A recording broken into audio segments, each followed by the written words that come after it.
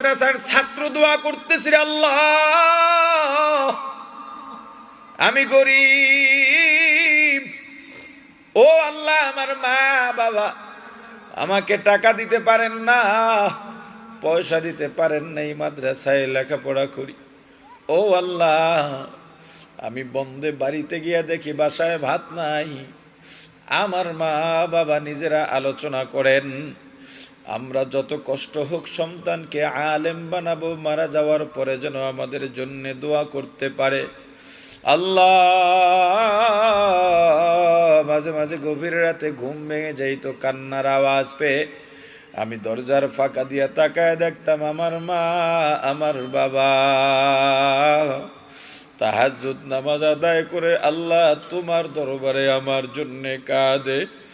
ও আল্লাহ আমি যেদিন মাদ্রাসায় আসবো আগের রাত আমি ঘুমাই, হঠাৎ করে আমার কপালে এক ফোঁটা হালকা গরম পানি পড়ায়, আমার ঘুম ভেঙে যায়।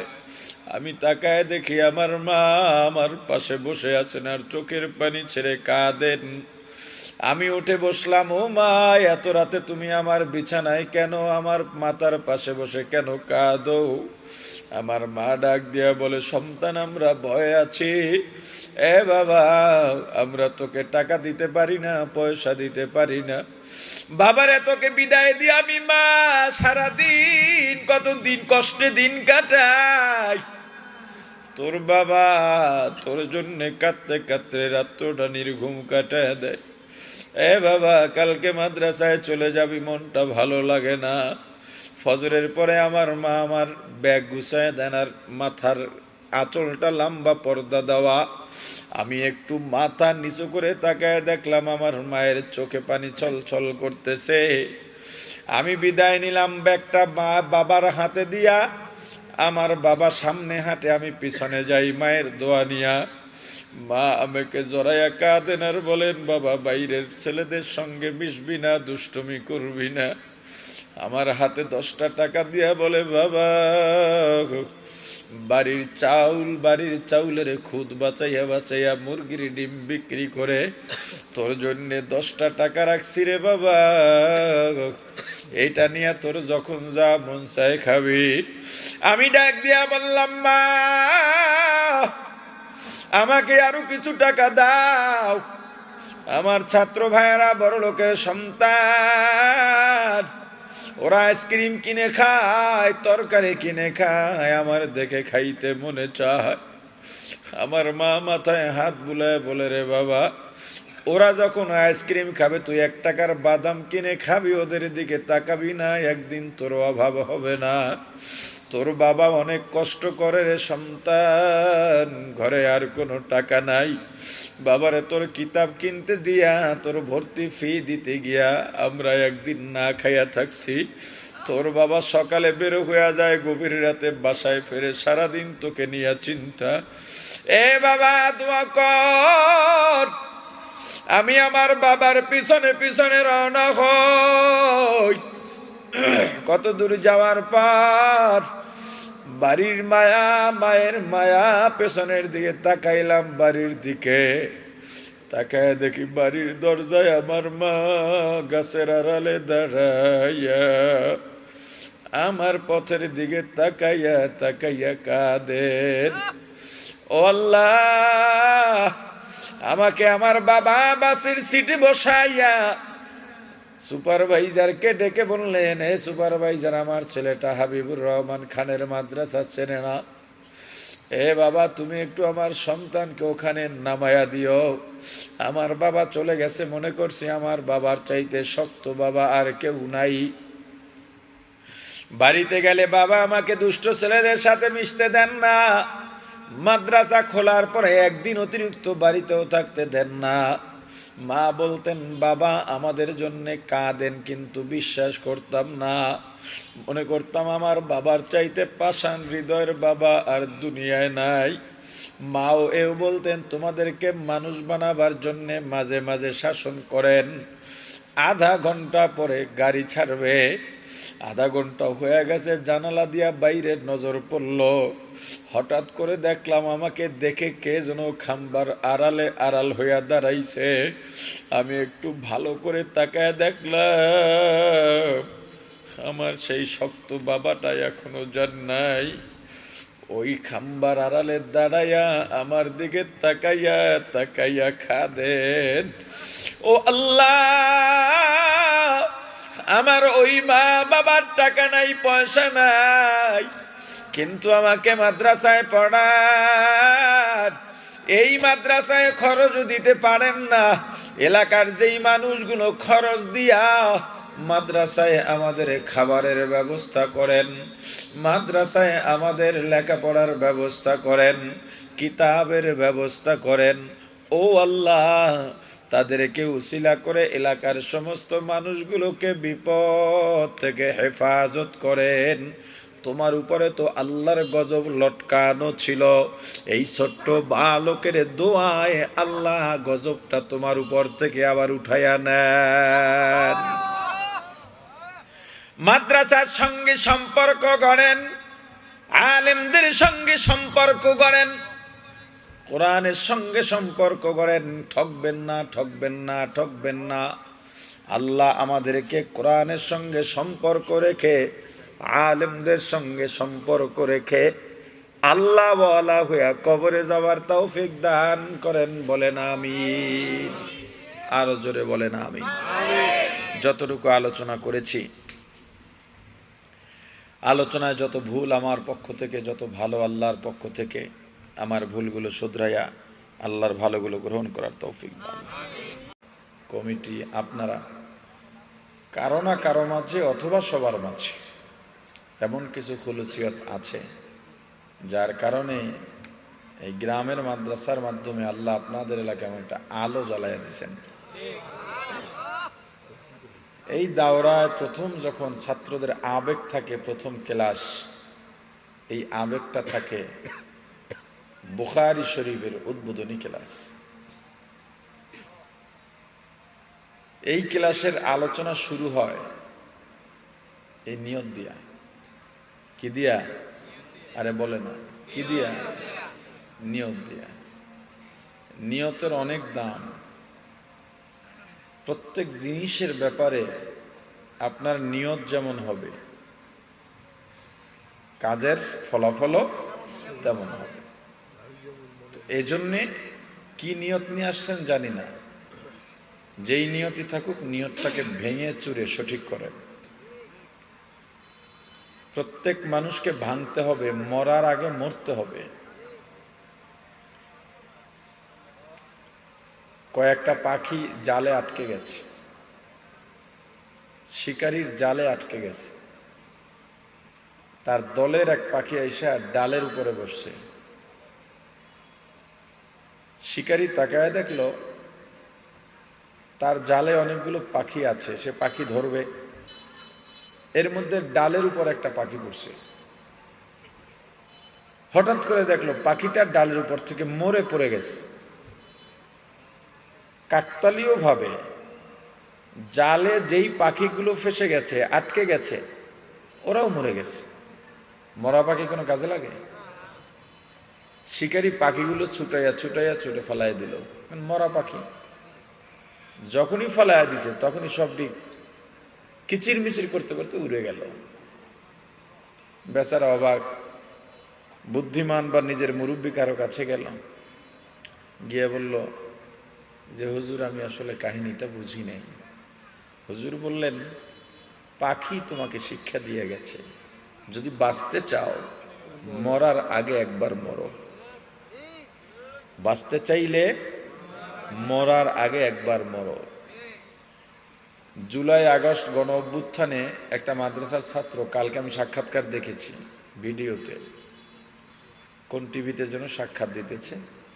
সাক্ষাৎকারে বলতেছে যে আমার আশেপাশে সব গুলি দিয়ে মেরে ফেলাইছে, আমিও মারা যাব নিশ্চিত। আমি ওখানে উপর হয়ে শুয়ে গেলাম মরার মতো। মাথা উঠাইয়া দেখতেও পারতেছি না যে পিছনে এই লোকগুলো পুলিশ আছে কিনা, যদি থাকে আর মাথা উঠাইতো তো আমার মেরে দিবে। তা আমি মরার মতো পড়ে রইলাম। যখন দেখলাম আর কোনো গোলাগুলির আওয়াজ নাই, উঠে চলে এসেছি।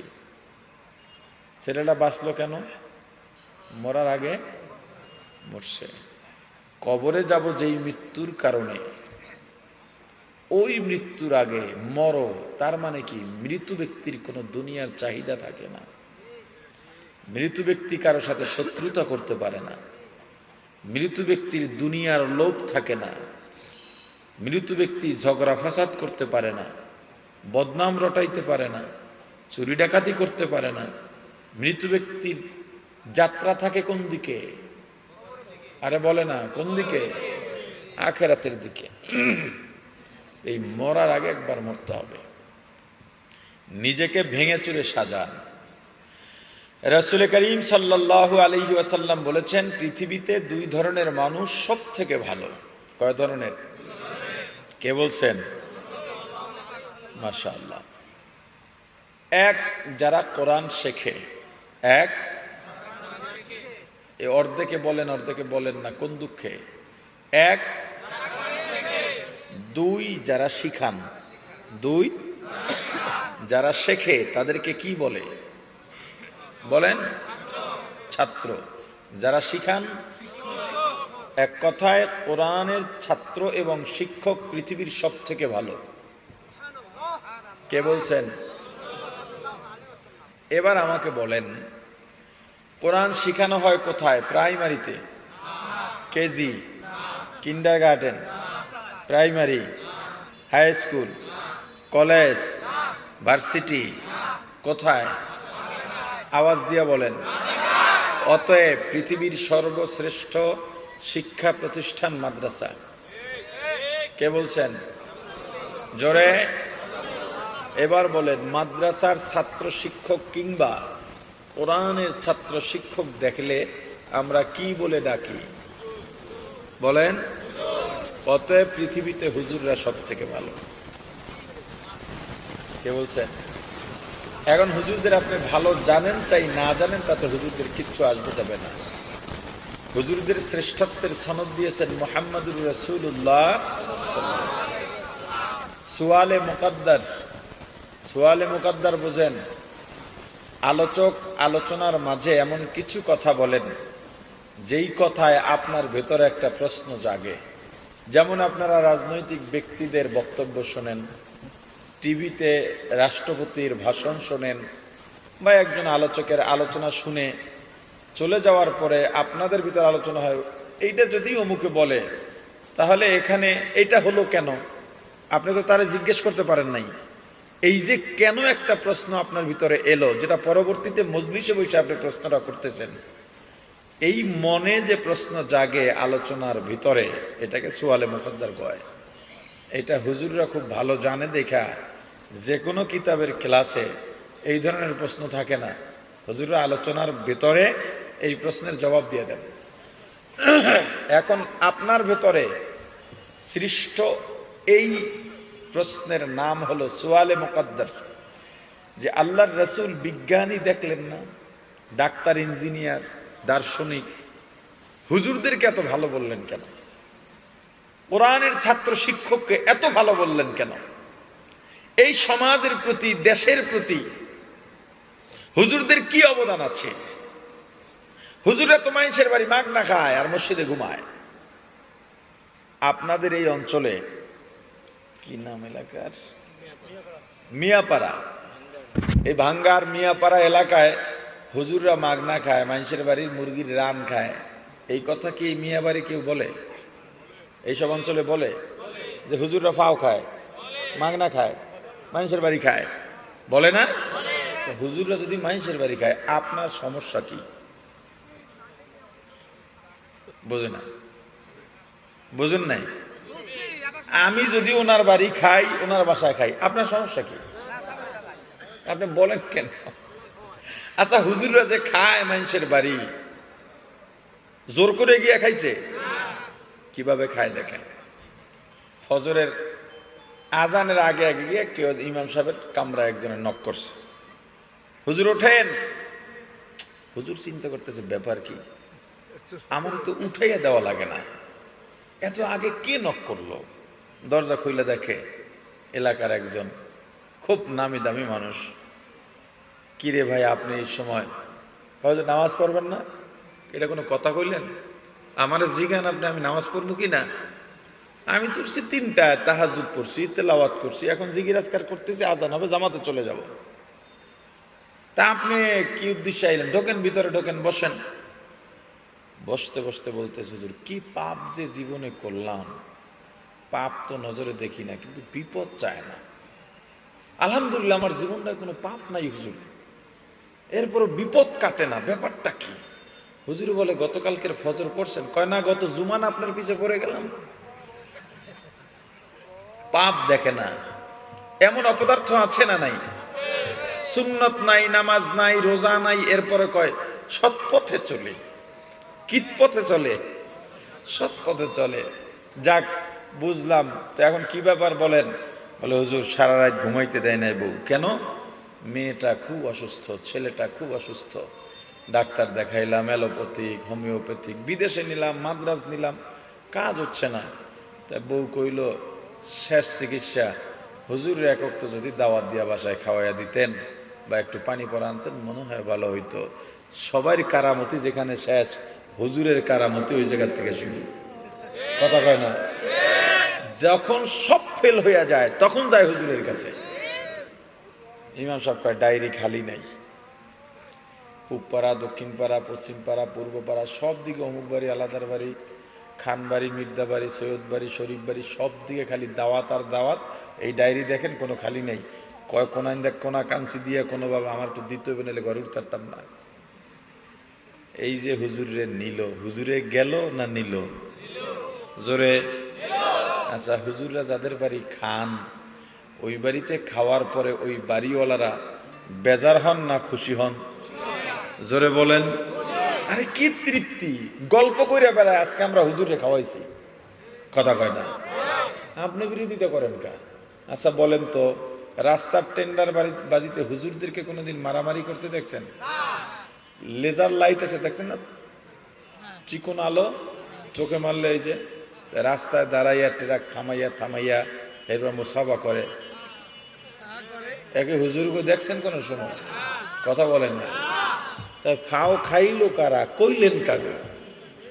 হ্যাঁ, ফাও খাইলো কারা, বললেন কাগো?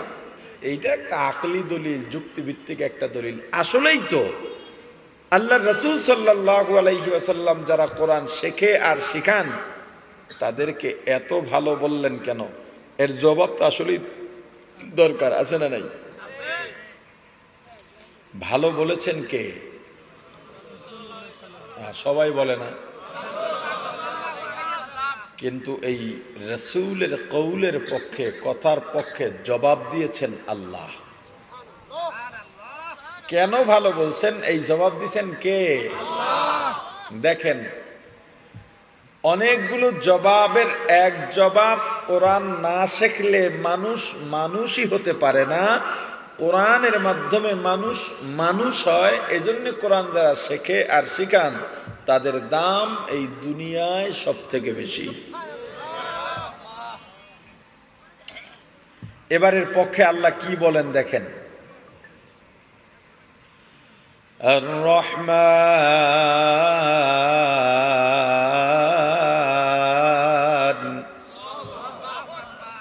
আল্লামাল কুরআন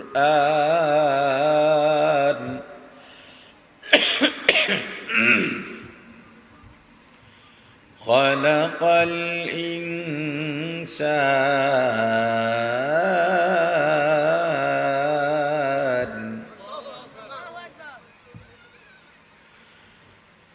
الرحمن علم القرآن خلق الإنسان علمه البيان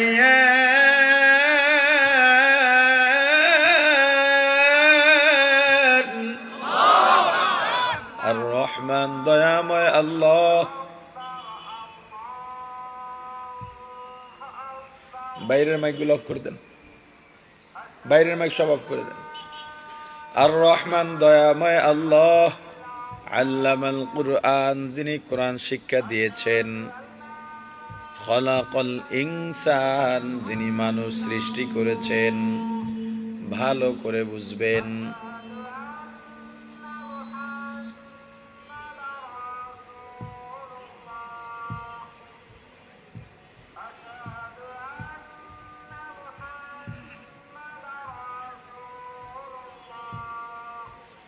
এই আজানের জবাব আমাদের জন্য সুন্নত না। আপনি যেই জামাতে নামাজ পড়বেন ওখানের আজানের জবাব দেওয়া সুন্নত, লফজান জবাব।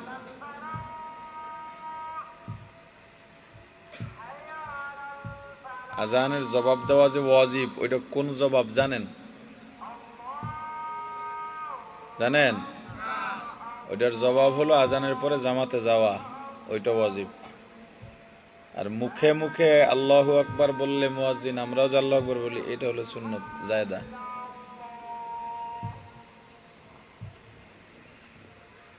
আল্লাহ যত কাজ করেছেন সব কিছুর সিরিয়াল আছে, সিরিয়াল মেনটেন করে। আবার বাইরে দেয় কেন মিয়া?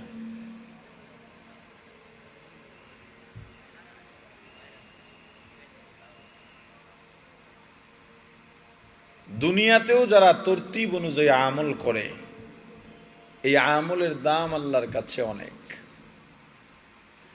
যেমন একজন ব্যক্তি ফরজ আদায় করে, ওয়াজিব আদায় করে, সুন্নতে মুআক্কাদ আদায় করে, নফল টফল তেমন পড়ে না, কিন্তু কখনো এই আমলগুলো বাদ দেয় না। যে আমল না করলে গুনাহ হবে, এই আমলগুলো কখনো কি করে না, একবারে নিয়ম মাফিক করে। দ্বিতীয় আর একজন ব্যক্তি আছে, সব ফরজ ওয়াজিব সুন্নতে মুআক্কাদা তো পালন করেই, তাহাজ্জুদও পড়ে, ইশরাক পড়ে, চাশতের নামাজ পড়ে, তেলাওয়াত করে, জিকির করে, তসবিহ পড়ে, আমলের শেষ নাই, কিন্তু মাঝে মাঝেই জোহরের এক ওয়াক্ত নামাজ ছেড়ে দেয়। এই ব্যক্তির থেকে ওই ধারাবাহিক আমলদার ব্যক্তির দাম আল্লাহর কাছে অনেক বেশি। আল্লাহ নিজেও যত কাজ করেছেন সবগুলো ধারাবাহিকতা আছে। আল্লাহর ধারাবাহিকতার সিরিয়াল কত সুন্দর। একজন মানুষের দিকে তাকান, যেখানে মাথা দরকার সেখানে মাথা দিয়েছেন, যেখানে কপালের তরতিব দরকার ওখানে কপাল দিয়েছেন, যেখানে চোখ নাক অঙ্গ প্রত্যঙ্গ সবকিছু ওইভাবে আল্লাহ দিয়েছেন। চোখ দুটো যদি পিছনে হইতো কেমন হইতো? এই তরতিব ভালো হতো? তাহলে পবিত্র কোরআনুল কারীম ভালো করে খেয়াল করেন। এর আগে বলেন,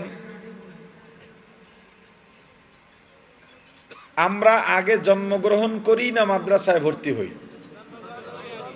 তাহলে আগে কি? জন্ম। আগে কি? পরে মাদ্রাসা বা শিক্ষা। আগে জন্ম পরে। কিন্তু আল্লাহ কি বললেন? আনার রহমান, আমি দয়াময় আল্লাহ, আল্লামতুল কুরআন, আমি কোরআন শিক্ষা দিয়েছি। এরপরে বলছেন খলাকতুল ইনসান, আমি মানুষ সৃষ্টি করেছি। আমরা দেখি আগে আমাদের জন্ম হয়, পরে আমরা শিক্ষা অর্জন করি। কিন্তু আল্লাহ সূরাতুর রহমান এমন এক দামি সূরা, কিয়ামতের ময়দানে আল্লাহ রাব্বুল আলামিন জান্নাতীদের অন্তরকে শান্ত করার জন্যে সূরাতুর রহমান নিজ কুদরতি জবানে তেলাওয়াত করে শোনাবে। এমন এক সূরার মধ্যে আল্লাহ তরতিব পরিপন্থী কথা বলে ফেললেন। আল্লাহ আগে বললেন আমি কোরআন শিক্ষা দিয়েছি, তারপরে বললেন মানুষ সৃষ্টি করেছি। এখানে উল্টা হলো না দিক হলো? কথা কেন? একটু উল্টা তো হইতেই পারে, এত বড় কোরআন একটু ভুল টুল হইতে পারে না? এই চিন্তা করলেও ঈমান শেষ। মুফাসসিরিন ইকরাম বলেন না, আল্লাহ যেটা বলছেন এটাই ঠিক আছে। এটা যদি বুঝতে চাও জানতে হবে দুনিয়ায় মানুষ হলো দুই প্রকার। কয় প্রকার? এক প্রকারের মানুষ জন্ম বা বংশসূত্রের মানুষ। জন্মসূত্রে মানুষ হওয়ার জন্য আলাদা কোনো যোগ্যতা লাগে না, সনদ লাগে না। জন্মসূত্রে মানুষ হওয়ার জন্য লেখাপড়া লাগে না।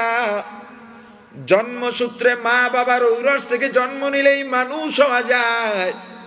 তবে এই মানুষের দাম আল্লাহর দরবারে নাই। জন্মসূত্রের মানুষকে আল্লাহ 2 নাম্বার মানুষে পরিণত করেন, কোরআনের গুণে গুণান্বিত করে। এই জন্মসূত্রের মানুষগুলো যখন কোরআন শিক্ষার গুণে গুণান্বিত হয়, তখনই কেবল আল্লাহর দরবারে মানুষ হিসেবে বিবেচিত হয়। हकीकत से तो दुनिया बेखबर है, दुनिया की नुमाइश पर नजर है। नमी गोयाम के आज दुनिया जुदा बाश, बहर कारे के बाशी बा खुदा बाश। सिस्ते दुनिया از خدا غافل بودن قماشو نقره فر زندگان دنیا میں ہو دنیا کا طلب گار نہیں ہو، دنیا میں ہو دنیا کا طلب گار نہیں ہو، بازار سے گزر ہو خرید दार नहीं हो, बाजार से गुजर हो खरीदार नहीं हो। जागा जी लगाने के दुनिया नहीं है, जागा जी लगाने के दुनिया नहीं है। ये इबरत की जाहे तमाशा नहीं है, ये इबरत की जाहे तमाशा नहीं है। ও ভাই, কোরআন শেখার মাধ্যমে প্রকৃত মানুষ হওয়া যায়।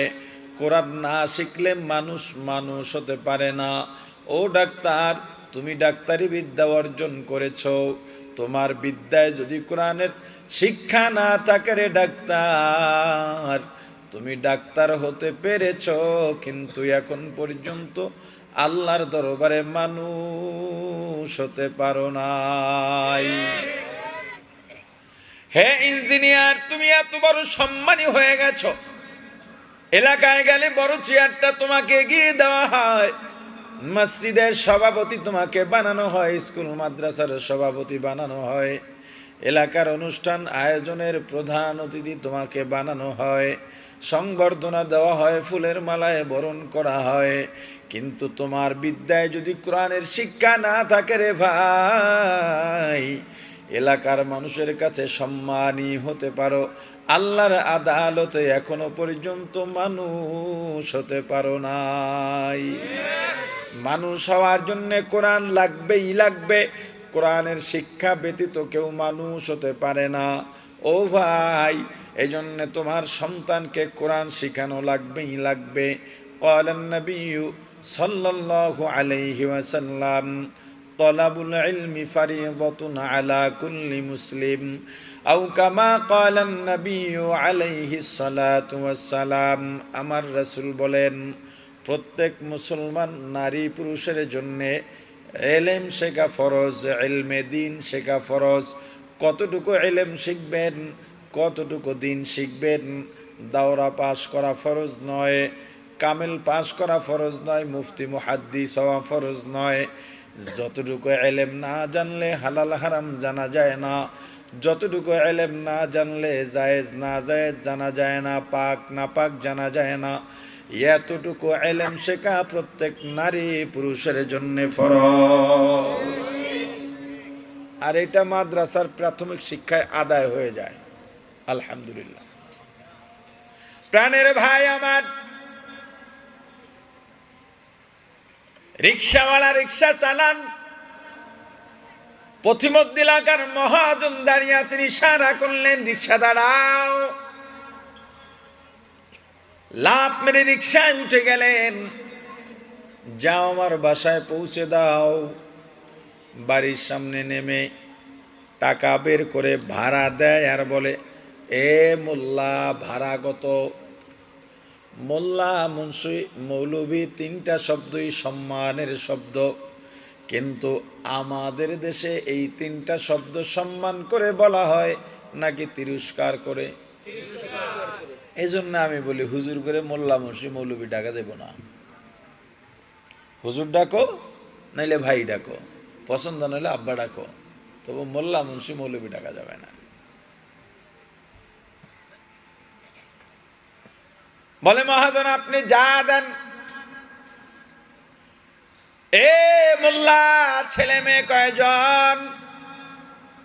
রিকশাওয়ালা বিনয়ের সঙ্গে ডেকে বলেন মহাজন আমার দুইটা ছেলে, দোয়া করবেন। এই হাবিবুর রহমান খান মাদ্রাসায় একজন শোনাইতেছে আর একজন আর 20 পারা হয়ে গেছে। মহাজন মাথায় হাত দিয়া 3 হাত জিব্বা বের করিয়া দিয়া বলে কি কল্লা কামটা? নিজের জীবন তো ধ্বংস হয়ে গেল, রিক্সা চালাও ছেলে দুইটাও নষ্ট করে দিলা। রিক্সাওয়ালা কষ্ট পায়া মনে মনে বলে চাইলাম দোয়া, বললোটা কি? কিছুক্ষণ চুপ থেকে মাথা উঠায় বলে ও মহাজন আপনার ছেলে মেয়ে কয়জন? বলে আমার 5 ছেলে। কি করে? একজন ডাক্তার, একজন ইঞ্জিনিয়ার, একজন বিজনেসম্যান, একজন বিজ্ঞানী, আর একজন বলে আর একজন রাজনীতি করে, পলিটিশিয়ান। কয় বুঝলাম, এটা করলে কি হয়? দোয়া কর।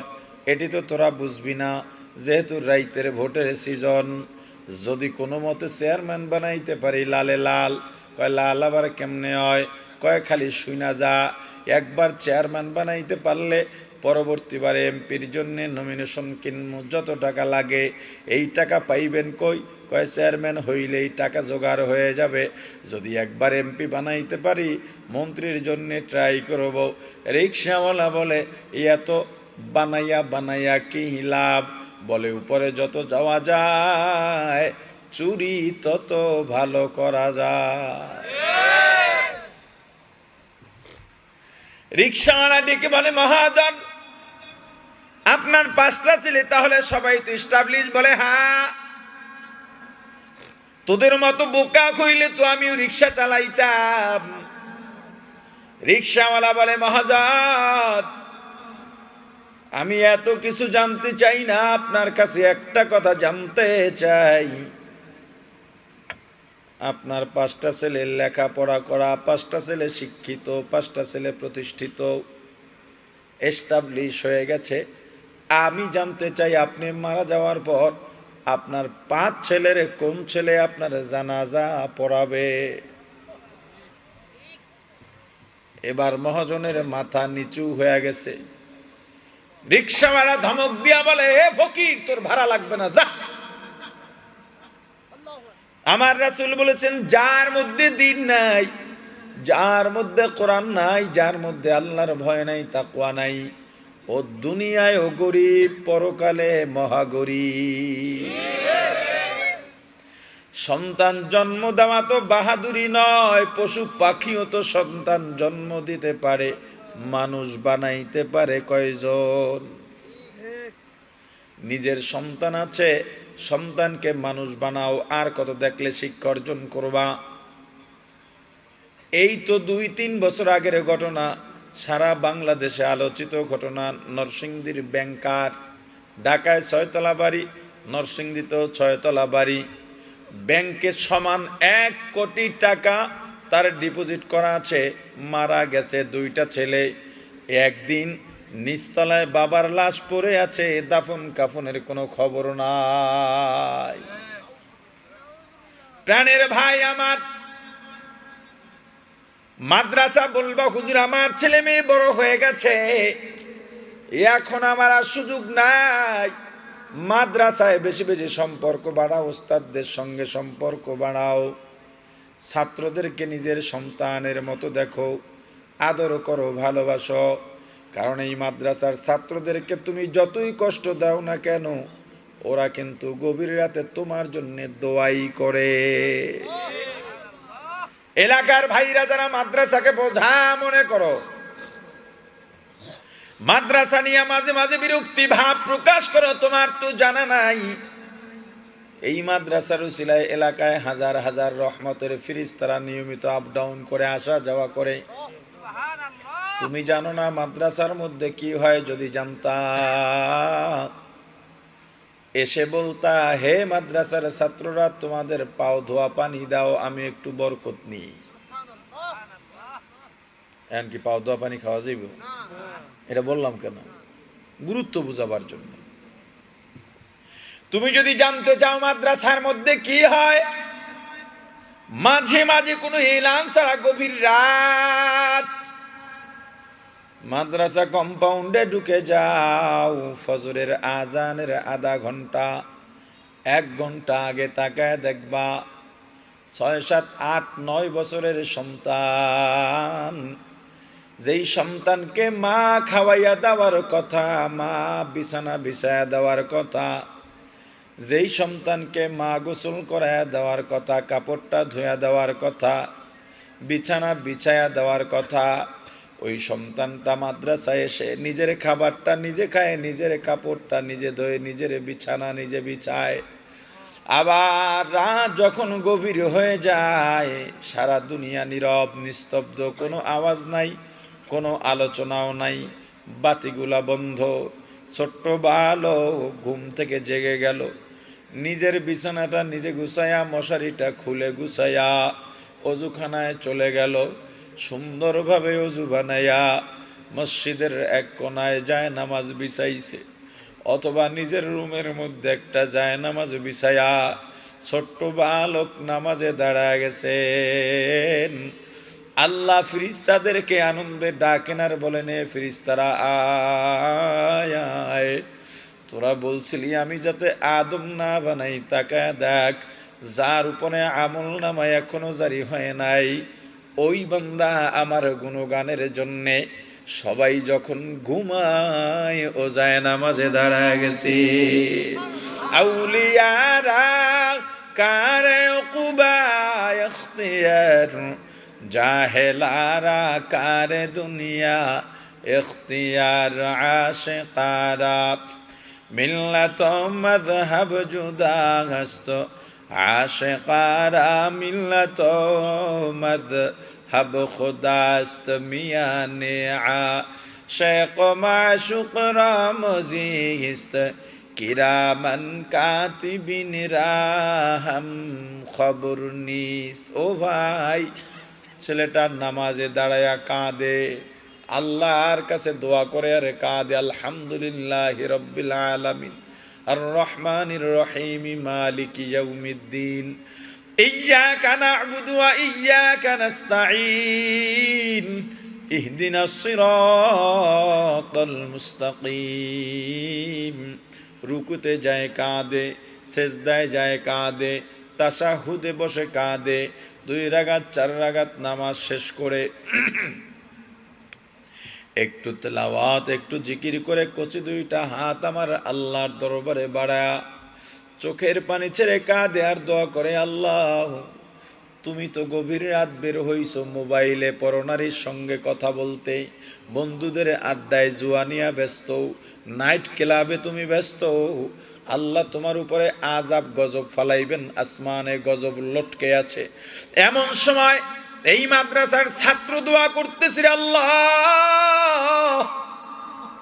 আমি গরিব, ও আল্লাহ আমার মা বাবা আমাকে টাকা দিতে পারেন না, পয়সা দিতে পারেন না, এই মাদ্রাসায় লেখাপড়া করি।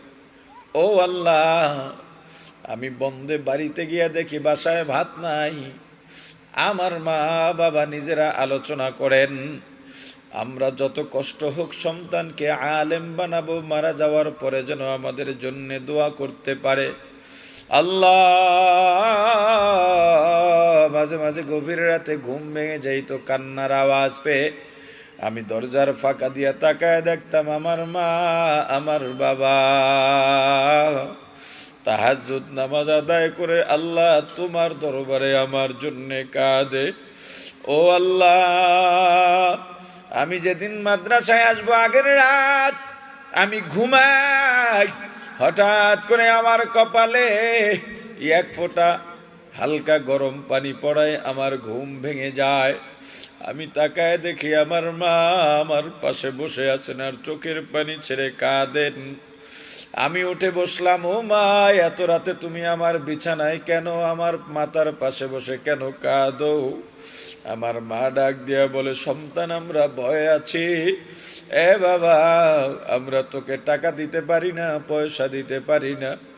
বাবারে তোকে বিদায় দিয়ে আমি মা সারাদিন কতদিন কষ্টে দিন কাটাই। তোর বাবা তোর জন্যে কাঁদতে কাঁদতে রাত্রটা নির্ঘুম কাটায় দেয়। এ বাবা, কালকে মাদ্রাসায় চলে যাবি, মনটা ভালো লাগে না।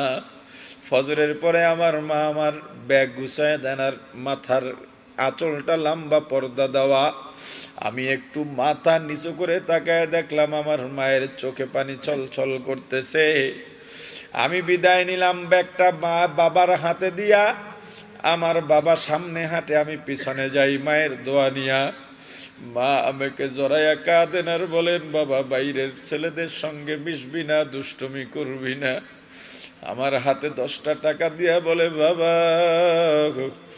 বাড়ির চাউলের খুদ বাঁচাইয়া বাঁচাইয়া মুরগির ডিম বিক্রি করে তোর জন্য 10টা টাকা রাখছি রে বাবা, এইটা নিয়ে তোর যখন যা মন চায় খাবি। আমি ডাক দিয়া বললাম, মা, আমাকে আরো কিছু টাকা দাও। আমার ছাত্র ভাইয়েরা বড় লোকের সন্তান, ওরা আইসক্রিম কিনে খায়, তরকারি কিনে খায়, আমার দেখে খাইতে মনে চায়। আমার মা মাথায় হাত বুলায় বলে, রে বাবা, ওরা যখন আইসক্রিম খাবে তুই 1 টাকার বাদাম কিনে খাবি, ওদের দিকে তাকাবি না, একদিন তোর অভাব হবে না। তোর বাবা অনেক কষ্ট করে রে সন্তান, ঘরে আর কোনো টাকা নাই। বাবারে তোর কিতাব কিনতে দিয়া, তোর ভর্তি ফি দিতে গিয়া আমরা একদিন না খাইয়া থাকছি। তোর বাবা সকালে বের হইয়া যায়, গভীর রাতে বাসায় ফেরে, সারাদিন তোকে নিয়ে চিন্তা। এ বাবা, দোয়া কর। আমি আমার বাবার পিছনে পিছনে রওনা হই। কত দূর যাওয়ার পর বাড়ির মায়া, মায়ের মায়া, পেছনের দিকে তাকাইলাম, বাড়ির দিকে তাকায় দেখি বাড়ির দরজায় আমার মা গাছের আড়ালে দাঁড়াইয়া আমার পথের দিকে তাকাইয়া তাকাইয়া কাঁদেন। ও আল্লাহ, আমাকে আমার বাবা বাসের সিটে বসাইয়া সুপারভাইজারকে ডেকে বললেন, এ সুপারভাইজার, আমার ছেলেটা হাবিবুর রহমান খানের মাদ্রাসা চেনে না। এ বাবা, তুমি একটু আমার সন্তানকে ওখানে নামায়া দিও। আমার বাবা চলে গেছে, মনে করছি আমার বাবার চাইতে শক্ত বাবা আর কেউ নাই। বাড়িতে গেলে বাবা আমাকে দুষ্ট ছেলেদের সাথে মিশতে দেন না। মাদ্রাসা খোলার পরে একদিন অতিরিক্ত বাড়িতেও থাকতে দেন না। মা বলতেন, বাবা আমাদের জন্য কাঁদেন, কিন্তু বিশ্বাস করতাম না। মনে করতাম আমার বাবার চাইতে পাষাণ হৃদয়ের বাবা আর দুনিয়ায় নাই। মাও এও বলতেন, তোমাদেরকে মানুষ বানাবার জন্য মাঝে মাঝে শাসন করেন। আধা ঘন্টা পরে গাড়ি ছাড়বে। আধা ঘন্টা হয়ে গেছে, জানালা দিয়া বাইরের নজর পড়ল। হঠাৎ করে দেখলাম আমাকে দেখে কে যেন খাম্বার আড়ালে আড়াল হইয়া দাঁড়াইছে। আমি একটু ভালো করে তাকায় দেখলাম আমার সেই শক্ত বাবাটা এখনো যান নাই। ওই খাম্বার আড়ালে দাঁড়াইয়া আমার দিকে তাকাইয়া তাকাইয়া কাঁদেন। ও আল্লাহ, আমার ওই মা বাবার টাকা নাই, পয়সা নাই, কিন্তু আমাকে মাদ্রাসায় পড়ান। এই মাদ্রাসায় খরচ দিতে পারেন না। এলাকার যেই মানুষগুলো খরচ দিয়া মাদ্রাসায় আমাদের খাবারের ব্যবস্থা করেন, মাদ্রাসায় আমাদের লেখাপড়ার ব্যবস্থা করেন, কিতাবের ব্যবস্থা করেন, ও আল্লাহ, তাদেরকে উসিলা করে এলাকার সমস্ত মানুষগুলোকে বিপদ থেকে হেফাজত করেন। তোমার উপরে তো আল্লাহর গজব লটকানো ছিল, এই ছোট্ট বালকের দোয়ায় আল্লাহ গজবটা তোমার উপর থেকে আবার উঠাইয়া নেন। মাদ্রাসার সঙ্গে সম্পর্ক গড়েন, আলেমদের সঙ্গে সম্পর্ক গড়েন, কোরআনের সঙ্গে সম্পর্ক গড়েন। ঠকবেন না, ঠকবেন না, ঠকবেন না। আল্লাহ আমাদেরকে কোরআনের সঙ্গে সম্পর্ক রেখে, আলেমদের সঙ্গে সম্পর্ক রেখে আল্লাহ ওয়ালা হইয়া কবরে যাবার তৌফিক দান করেন। বলেন আমিন। আরো জোরে বলেন আমিন। যতটুকু আলোচনা করেছি, আলোচনায় যত ভুল আমার পক্ষ থেকে, যত ভালো আল্লাহর পক্ষ থেকে, আমার ভুলগুলো শুধরাইয়া আল্লাহর ভালোগুলো গ্রহণ করার তৌফিক দান।